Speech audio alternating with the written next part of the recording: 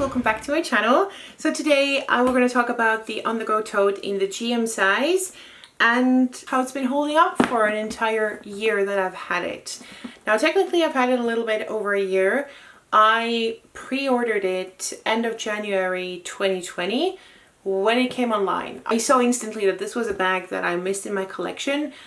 I have often wanted to get myself a Chanel GST tote, but the thing that keeps me from getting it is the fact it doesn't have top handles like this one does. So it has top handles and also longer shoulder straps to kind of like put it on your shoulder. And to me, these top handle straps is what truly makes this bag so fantastic. It's that it's a huge tote where I throw so many things inside, but I can just grab it and I can go. I don't have to always fiddle with the strap. And that's why I got it, and I don't regret getting it. I'm going to go through all of the details and how it's held up. This is, like I said, the biggest size, but it comes in two sizes smaller. Like it has an MM and it has a really cute one, a teeny tiny one. I think it's a great addition to the fashion house. I think it's cool what they've done, but enough of that rambling. I'll get to the wear of the bag. First, just to be transparent with you guys, obviously this bag has not gotten the use and the wear that a bag would on a normal year where we were not all locked up, right?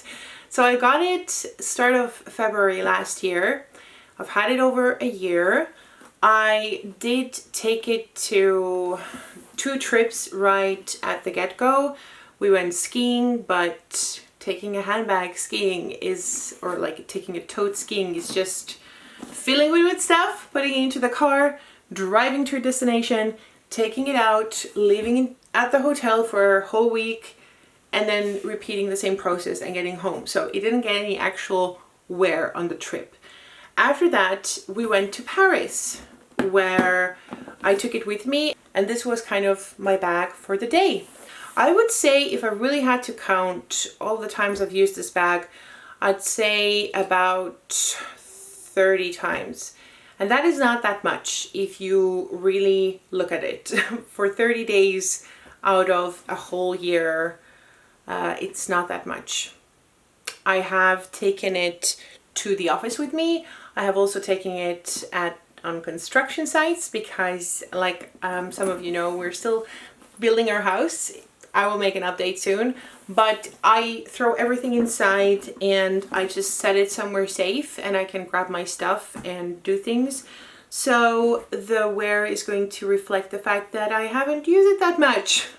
But there are still some things to consider because the corners have gotten quite some wear, and we'll get into that in a second.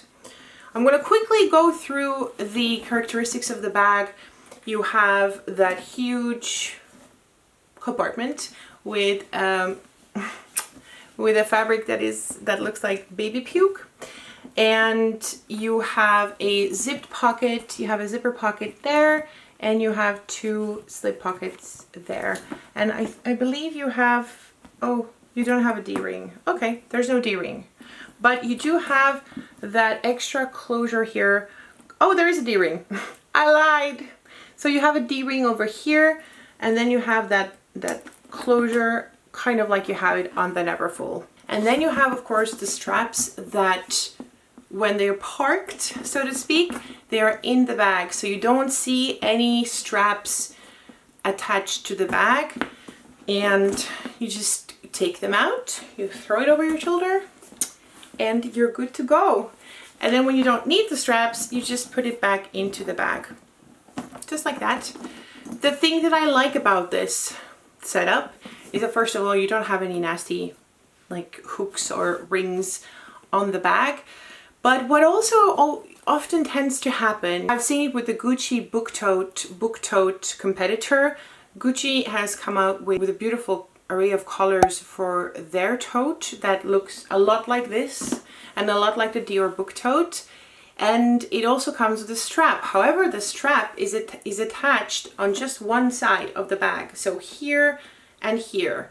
So I can already predict that if you have it on your shoulder, the bag is going to kind of go out of balance, and I don't like that kind of things. I also don't like bags that have a hook here and then one diagonally, and then you have like a strap diagonally, because the bag is always going to have like a wonky effect.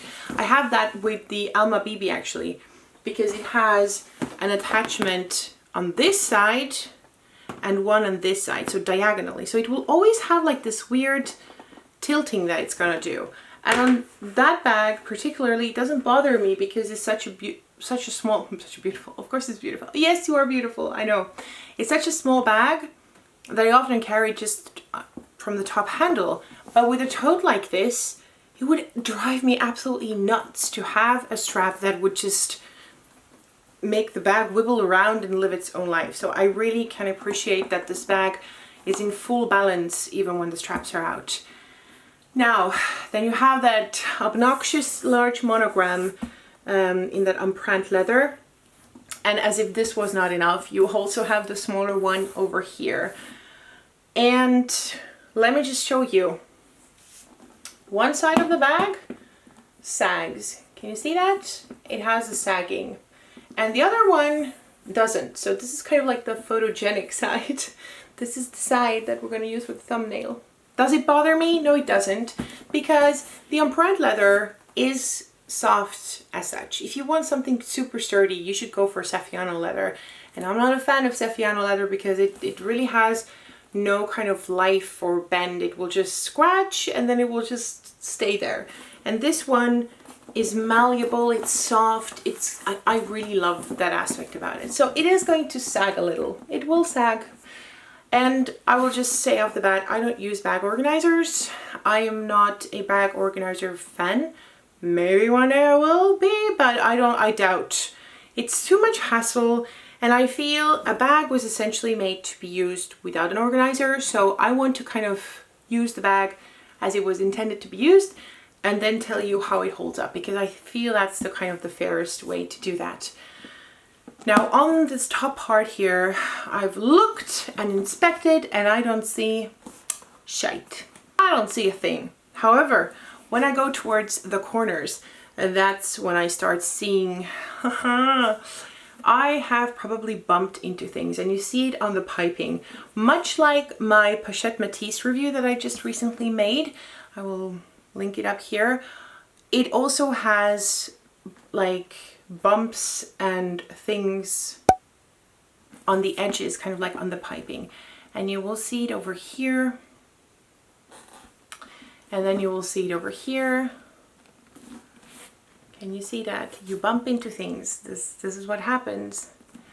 And then on every corner, basically, I have clearly bumped into things, but also, yeah, shoving it. I mean, when we went to Paris, it was on the ground in the train. And yeah, this is kind of normal what happens. Also, it sticks out. I mean, the corners will stick out. So wherever you are, you will inevitably bump into walls and things like that. So this is something to keep in mind. If this was a canvas bag, I would be a lot more worried, because leather, I know that leather, it can, you know, the surface can scratch a little bit, but if you get like really heavy usage with time, a competent leather specialist can fix those problems for you. There are plenty of things that you can do with leather to revive them, to, you know, really make them look as if they're brand new. Whereas with canvas, you're screwed. It gets a scratch, it gets a cut, you're screwed. There's no way around that. So I feel this is just a normal thing that happens with a leather bag, and I don't mind it. I'm going to show you the bottom, because a lot of people are freaked out about this, the bottom of the bag. It doesn't have any feet, but as you can see, I have of course not shoved the bag on a concrete floor. I have not done that, even though I have set it down on a construction site. So I have set it down on concrete, but I've never kind of like, you know, slid it on concrete. I have never pushed it on concrete, not like I did with my Pochette Matisse. If you want to know, check out that video. But they're literally no problems here. So these corner wears that you see, those are truly purely because of bumping into things, and that is inevitably going to happen, like I said, 5 million times probably. But do I wish that they had put feet under here? Yes and no. Yes, because you get the feeling that your bag is protected. But for this bag to really be protected, you would need 3 sets of feet, because this, like I said, is empreinte leather, and you can see that it has a softness. So if you had feet here and feet here, then I feel that the bottom part would sag a little bit more when you place it down. So you could actually end up harming the middle part, and then having 3 sets of legs here, I don't know. I'm okay with how they made that bag, and we'll see how it holds up. But for me, this is not a deal breaker. Would I buy this bag today? I personally probably wouldn't, but it's not to say that it's not a great bag. I just feel that for that price point, there are so many other options out there. But if you love the aesthetic and if you love the look of it, I truly think you cannot go wrong with it. I personally love the slouchiness, and some people have asked whether it sags through when I have stuff inside. It doesn't. If you want me to do like a what's in my bag, I will fill it up as much as possible. But I believe I have shown it in my previous videos. It does not sag. It just never just completely goes out of shape like this, because it has a sort of it has something hard at the bottom. It's not like cardboard hard, but it's something to give it a little bit of structure. So it's still soft, but it's not just completely out of control. So yes, and of course on the inside everything is spick and span, because like I said, I haven't used it as much as I would use a bag if it would really be in a daily rotation. But I hope that I will use it a lot the upcoming year, because let's all hope it's going to be a busy year, a good year. And yeah, we shall see. I will definitely use it in the summer a few times, but again, nothing to really tell you how well it holds up in vigorous usage. So I hope this was somewhat useful for you. As always, thank you so much for watching, and I'll see you again next time. Bye!